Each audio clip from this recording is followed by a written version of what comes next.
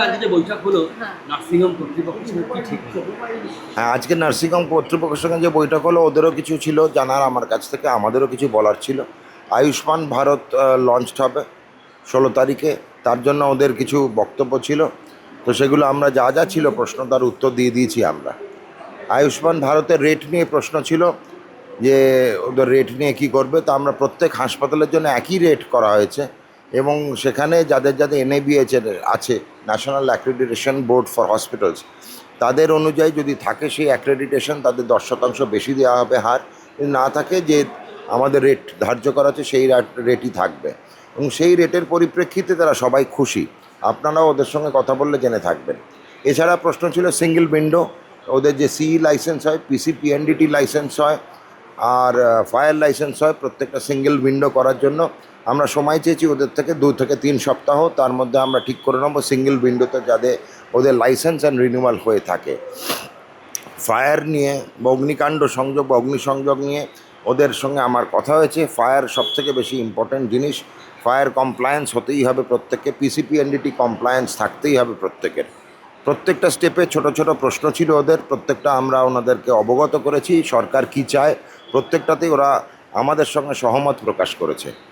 সরকারের যে নীতি নির্ধারণ আছে পাবলিক হেলথ বা জনস্বাস্থ্যের ব্যাপারে, যেমন টিবি মুক্ত ভারত, যেমন HPV ভ্যাকসিনেশন, যেমন ফাইলেরিয়াসিস, যেমন প্রসূতি মায়ের জন্য প্রধানমন্ত্রী মাতৃবন্দনা যোজনা, আমাদের যা যা পাবলিক হেলথ প্রকল্প আছে, vector borne disease, dengue, malaria, প্রত্যেকটিতে এবার বেসরকারি স্বাস্থ্য প্রতিষ্ঠানও একই সঙ্গে সরকারের সঙ্গে হাতে হাত মিলিয়ে পায়ে পা মিলিয়ে কাজ করবে, সেটাতে ওরা অবগত এবং ওরা সংকল্পবদ্ধ।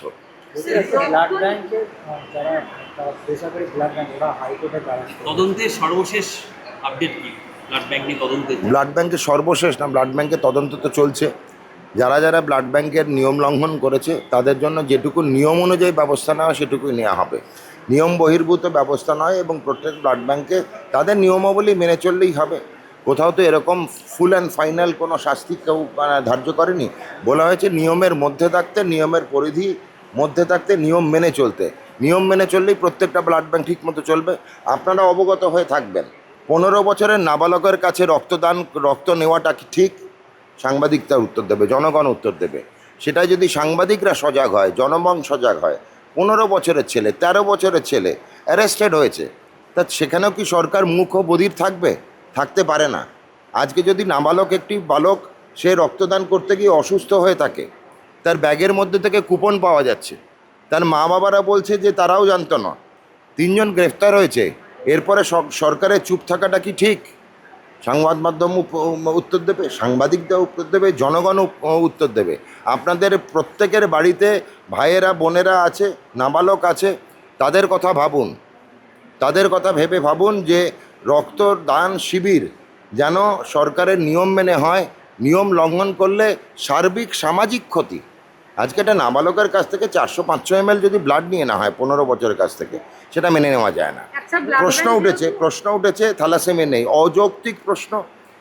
কখনো ভাববেন না সরকার অবগত নয়। সরকারের নিজস্ব থ্যালাসেমিয়া ওয়ার্ড আছে। সেন্ট্রাল ব্লাড ব্যাংকে আমরা থ্যালাসেমিয়া পেশেন্টের জন্য প্রত্যেক সময় ওয়ার্ড খুলে থাকি, শিফটে শিফটে রক্ত সঞ্চালন করে থাকি। আমাদের কাছে সরকারি ব্লাড ব্যাংকে পর্যাপ্ত নয়, পর্যাপ্তর বেশি রক্ত আছে, সম্ভার আমাদের কাছে আছে। আশঙ্কার বিন্দুমাত্র জায়গা নেই। স্যার কোথাও গিয়ে এই যে বলছেন আশঙ্কার বিন্দুমাত্র জায়গা নেই বলেই বলছি। জিনিসটা পুরো হ্যাঁ, তাদেরকে নাকি বলা হচ্ছে যেমন 12 আপনি আমার সামনে এখন অবধি একটাও কোনো কমপ্লেন আমার কাছে আসেনি। স্বাস্থ্য দপ্তরের কাছে সবার আগে আসবে। আমার মনে হয় না সংবাদ মাধ্যম স্বাস্থ্য দপ্তর চালাচ্ছে, তা তো হতে পারে না। যদি কেউ কোনো রকম কমপ্লেন বা আর্জি জানায়, সে তো স্বাস্থ্য দপ্তরের কাছে জানাবে। আমার মতো অ্যাকসেপ্টেবল অ্যান্ড অ্যাক্সেসেবল আমার কাছে পৌঁছানো খুব সহজ। সাংবাদিকরা জানে প্রত্যেক দিন আমি এখানে জনতার দরবার খুলে রেখেছি। কেউ আর বলতে পারবে না যে স্বাস্থ্যমন্ত্রীকে পায় না। সকালবেলা স্বাস্থ্যমন্ত্রীকে ফোন করে জানায় অমুক হাসপাতালে ভর্তির জন্য আটকে আছি, কি করব। তাদেরকে ফোনে পরিষেবা দেওয়া যায়, রাত্রি 3টেতেও ফোন করে আমাকে।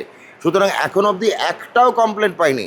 যে সাংবাদিকরা, যে সংবাদ মাধ্যম এটা রিপোর্ট করেছেন, তাদেরকে বলি আরেকবার আমার কাছে আসতে, বা কেউ যদি আর্জি জানিয়ে থাকে তাদের আর্জিটা আমার কাছে এসে পৌঁছতে।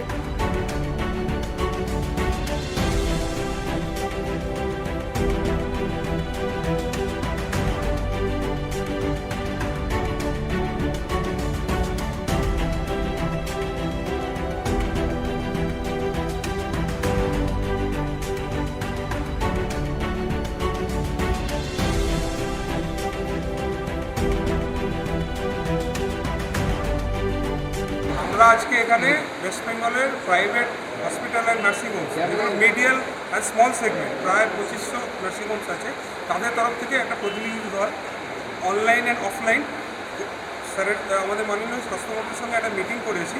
এই মিটিংটা খুবই সার্থক মিটিং হয়েছে, কারণ হচ্ছে উনি আমাদের যে দাবিগুলো আমরা ছিল যে সরকারের সঙ্গে সহযোগিতা করে একটা সংগঠন করে আমরা এগিয়ে যাব, সেগুলোর সঙ্গে স্যার যে গাইডলাইনগুলো আমাদের দিয়েছেন এবং যেগুলো আমাদের সিঙ্গেল উইন্ডো, আমাদের লাইসেন্সিংয়ে ফায়ার এনওসি নিয়ে এবং আমাদের বিভিন্ন রকম যে পাবলিক হেলথ প্রোগ্রাম আছে সেগুলো কীভাবে আমরা সরকারি বেসরকারি একসঙ্গে কাজ করতে পারি, সেগুলো আমাদের একটা ঐতিহাসিক পদক্ষেপ মনে হলো। আমরা খুবই খুশি এবং আমরা নতুন করে আয়ুষ্মান ভারত প্রকল্প যে চালু হতে চলেছে তাতে পূর্ণ সহযোগিতা সরকারকে করব। সরকারের তরফ থেকে যাতে প্রত্যেকটা হসপিটাল আমাদের এই আয়ুষ্মান ভারত প্রকল্প নিজের হসপিটালে এক্সিকিউট করতে পারে। আয়ুষ্মান ভারত নিয়ে ডিটেলস আলোচনা হয়েছে, আমাদের সমস্যাগুলো জানানো হয়েছে বা কী হতে পারে, স্যারের তরফ থেকে আমরা আশ্বাস পেয়েছি এবং আমরা সরকারের সঙ্গে পায়ে পা মিলিয়ে এই association of private hospital and nursing home নতুন একটা দিশা পেলাম আজকে স্বাস্থ্যমন্ত্রীর সঙ্গে মিটিং করে।